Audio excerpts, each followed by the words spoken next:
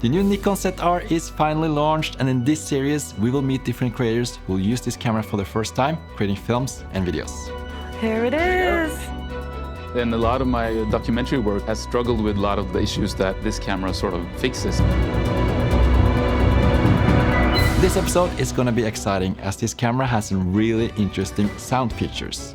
And today we're going to meet Marius Ytterdal, who's been doing sound recording and sound design for all types of genres for over 15 years. Today we are going to push the sound features of this camera to its limits. Hello Marius. Hi Anish. Here's the camera.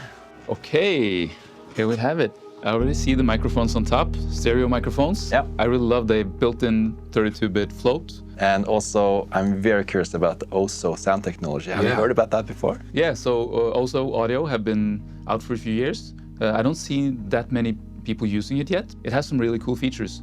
Like you have the ability to take several microphones and creating like wider sound stages and more immersive sound. And you can also like filter the different microphones to make it more focused. So if you're like filming and you're commenting while you're filming, you can do that and it focuses on your voice behind the camera as well. So that can be cool to test. I'm so glad you could join this episode because you've done a lot of sound recording, sound design. Like you've been working for 15 years or something with this? Yeah, something like that. Yeah. But I've been working maybe 10 years in the field recording sound for feature films, drama series, documentaries, TV series. So what are we doing today? I was thinking we could go out into the city, test as much as possible, test all the different modes, and then come back here and try to listen to it and see if it's actually usable. Great. Let's go.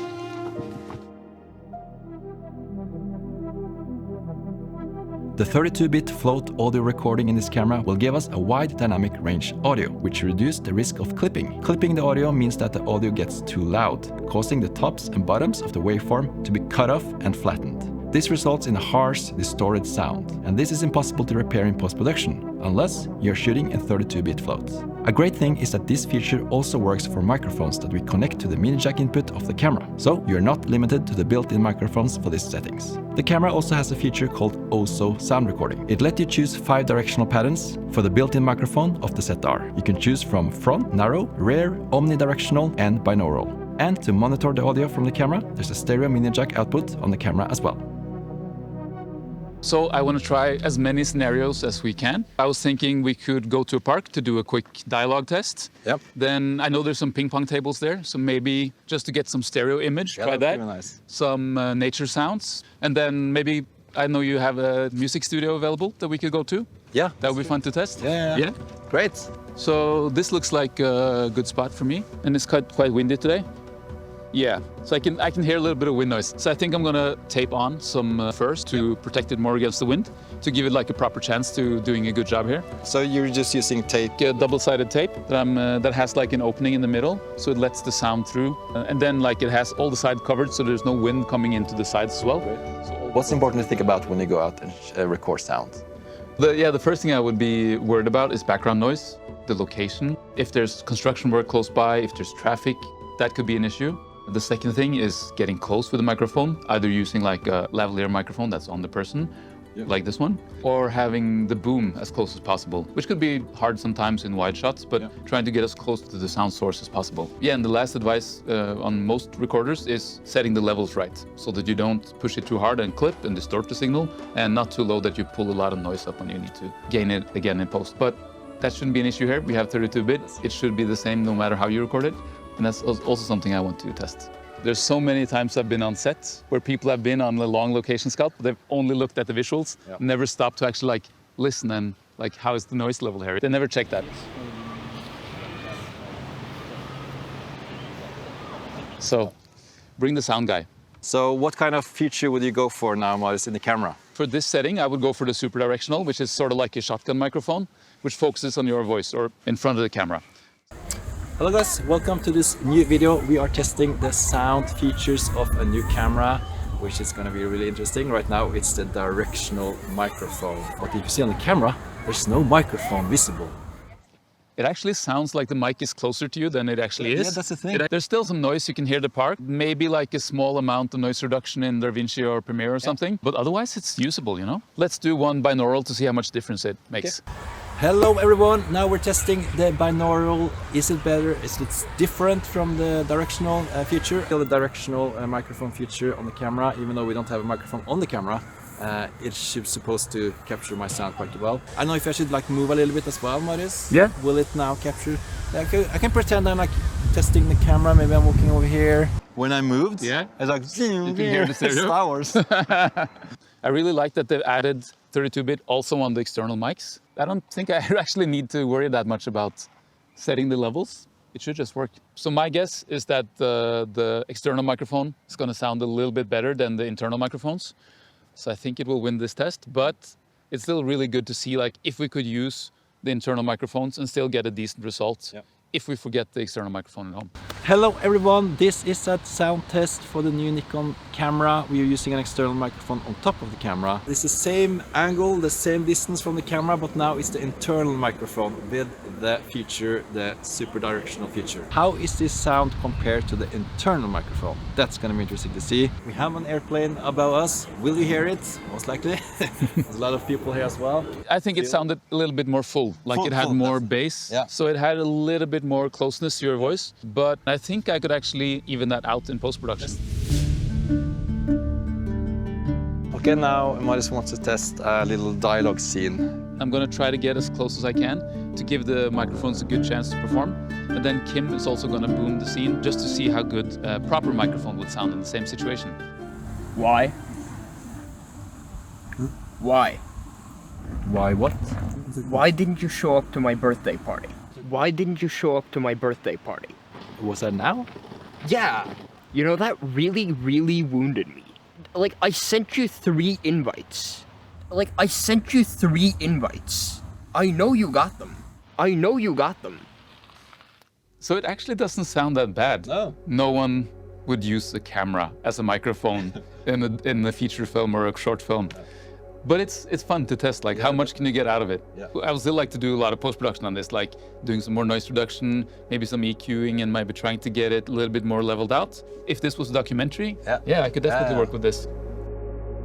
Why? Why? Why what? Why didn't you show up to my birthday party? Was that now? Yeah. You know, that really, really wounded me. Like, I sent you 3 invites. I know you got them. Okay, Marius, I want to hear the 32-bit float and screaming? how it works. Yeah. Yeah, so let's just increase the audio as much as I can. It's basically make it as bad as possible. Yeah, okay. Definitely. Having 32 bits, you don't have to worry about the levels. And there's enough of things to worry about when you're shooting. Exactly. And having one less thing to worry about, like the levels of the microphone, that's just great. Okay, let's do a loud test. I'm going to be an excited content creator. Hello everyone, welcome to this video. We are in Norway, in Oslo. We're recording a video. It's a lot of noise around here, that's why I'm screaming. Oh, that sounded so bad. That sounded horrible. Hello everyone, welcome to this video. We are in Norway, in It sounds terrible. We're recording a video. It's a lot of noise. Okay. You can actually save this, do you think? I hope so. Loud. I don't know if you can save this in post, but let's try. It's 32-bit float. Yeah, so that's not usable. If I had gotten that file, I would say you have to use another scene. That's not possible to fix. And you wouldn't imagine how many files I've gotten like this. Because with 32-bit, this is how we recorded it, super loud. But what I can do is I just pull it down and wait for it. Oh, here we're getting there. So like this maybe would be good. Let's have a listen now. Hello everyone, welcome to Oslo in Norway. This is the capital of Norway and we are recording a video, testing the sound. This is very loud. 32-bit float. Great. Woo! So now it's back. Perfect. You never have to worry about how you set your levels. You can always fix it in post. And is it the opposite as well if you set it too low? Exactly. If you have it too low, it doesn't actually matter. The volume that you set on the camera is actually just metadata. So the audio is recorded almost like audio raw, you know, like you can always fix it afterwards. So you kind of have both red raw and audio raw. And audio raw, yeah, exactly. Let's head to the ping pong table. Let's go. All right, you guys ready? Yeah. Ping pong test? The binaural feature in the microphone. Yeah. You can put on a headset, right? And you can almost feel like someone is around you in a way. Yeah. Binaural audio is made to sound like you're in the scene, like your ears are listening to it. So they use it a lot for like ASMR on YouTube and stuff. If you're shooting like a documentary or if you're shooting content, it would be cool to have this wider field of sound where you sort of feel immersed into the scene. Okay, so we went to the ping pong table and we did some tests. I think the first one is just directional. Now let's listen to the binaural audio.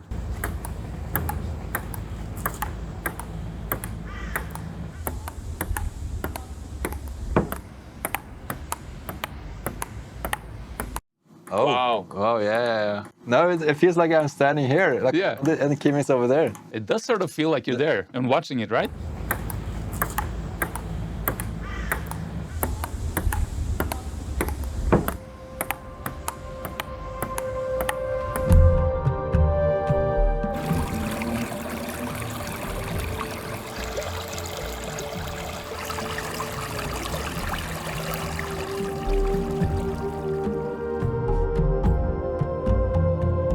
Okay, Marius, we have a music studio and we got some friends here who hasn't played with each other before because they're going to practice now. Yeah.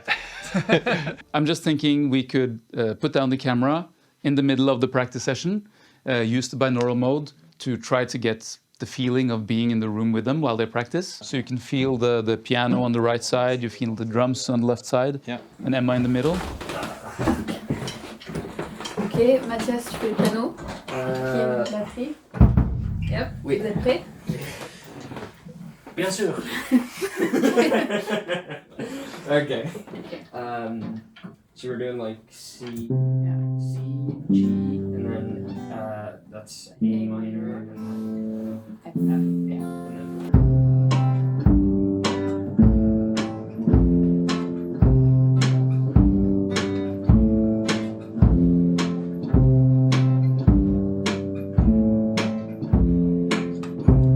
I want to test Emma just practicing. So maybe you can operate handheld and get kind of close and see if you can get some cool shots of her playing.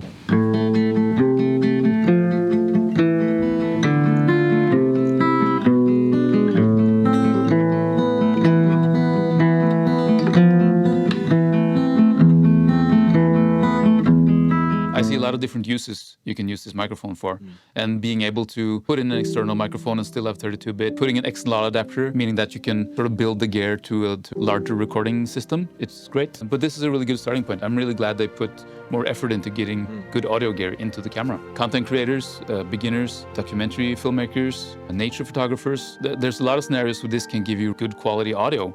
I know a lot of people are shooting freelance by themselves. They might not always have time or the equipment to record good sound, and they might just record the visuals and add music afterwards. But then knowing that you actually will be able to record good ambient sound in the camera, it's a bonus. Such a good thing to just have in the camera, ready to use. You can't record it wrong, it's always there. Marius, thank you so much for this day. Yeah, it was fun. Sharing your tips and knowledge to me and the audience, and I'm definitely gonna test more the stereo recording now, and of course 32-bit float. Great. It's gonna be on all the time. Looking forward to hearing it. We hope you enjoyed this episode. Stay tuned for the next one coming next week, where we will test more features of the ZR with a new creator.